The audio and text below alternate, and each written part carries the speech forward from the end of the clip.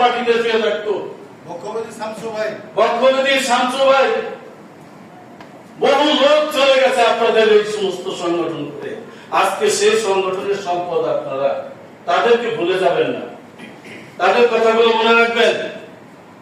আজকে যদি সালাউদ্দিন সেলিম বেঁচে থাকতো, কোন সরকারের ক্ষমতা নাই, এই 15 বছর পেশ কেউ দেয় না, এমন কোন সরকার থাকতে পারতো না যে আমাদের মহত্বতা দেয় না, এমন কোন সরকার সৃষ্টি হতে পারতো না যে আমাদের আউটসোর্সিং বাতিল করে না।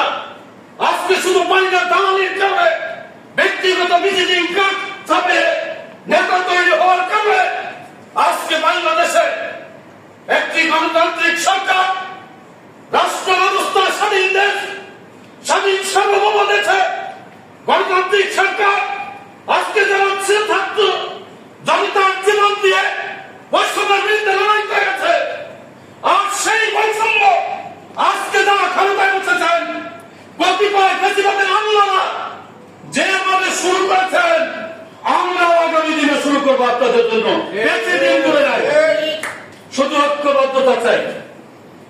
আজকে দেখছেন সারা দেশে 11-20 গ্রেড ওয়ারেদালির নেতৃত্বে, লুৎফরের নেতৃত্বে সারা দেশ চুষে বেড়াচ্ছে, কর্মচারীদেরকে ডাকছে। কর্মচারীরা বুঝতেছে না যে আমাদের কি সর্বনাশ হয়ে যাচ্ছে, তারা মাঠে আসে না। যদি আজকে মাঠে আসতো, 1 সপ্তাহ আন্দোলন লাগে না, 48 ঘন্টা আন্দোলন করতে পারলে অফিস আন্দোলন বন্ধ করে দেয়, তাহলে সরকার আমাদের দাবি দিতে বাধ্য।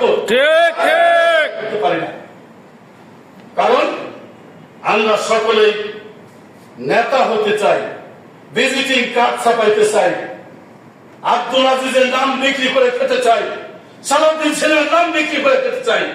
কিন্তু সালাউদ্দিন সেলিমের আদর্শ, আব্দুল আজিজের আদর্শ, কর্মচারীদের পাশে দাও, কর্মচারীদের জন্য খোঁজ খবর দাও, কে কোথায় কি অবস্থায় আছে তার দুঃখ সুখের খবর নাও, তোমরা সেই জন্য নেতা হও।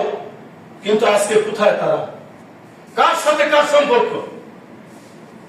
আজকে কর্মচারীরা আন্দোলনের নেতারা ডাকে, কর্মচারী না, কর্মচারীর সাথে নেতার সম্পর্ক নেই। এই কি নেতৃত্ব? এই কি সারা জীবন করলাম? শেষ সময় আপনাদেরকে বলতে চাই, আসুন সকলে দল মত নির্বিশেষে ঐক্যবদ্ধ হয়ে আসুন। প্রথমেই হলো আউটসোর্সিং বাতিল করতে হবে, তারপরে পুলিশের ন্যায় কর্মচারীদের রেশনিং ব্যবস্থা চালু করতে হবে, পোশাকের টাকা বেতনের সাথে প্রদান করতে হবে, সচিবালয়ের ন্যায় পদবি পরিবর্তন করতে হবে, তারপরে আসেন পে কমিশন গঠন করতে হবে, বৈষম্যমূলক পে কমিশন।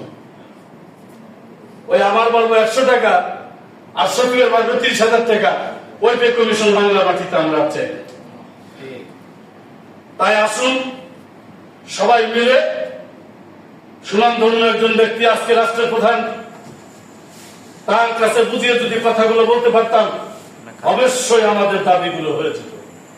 কিন্তু আমরা সেই কৌশলটা কেউ করি না। সবাই বড় বড় নেতা, যাদের দিয়ে কাজ হবে, যাদের দিয়ে পলিসি করলে আপনার দাবি আসবে, তাদের সাথে পরামর্শ না করে যা খুশি তাই করি, তাহলে কি করে আপনাদের কাছে দাবিগুলো আসবে বলেন?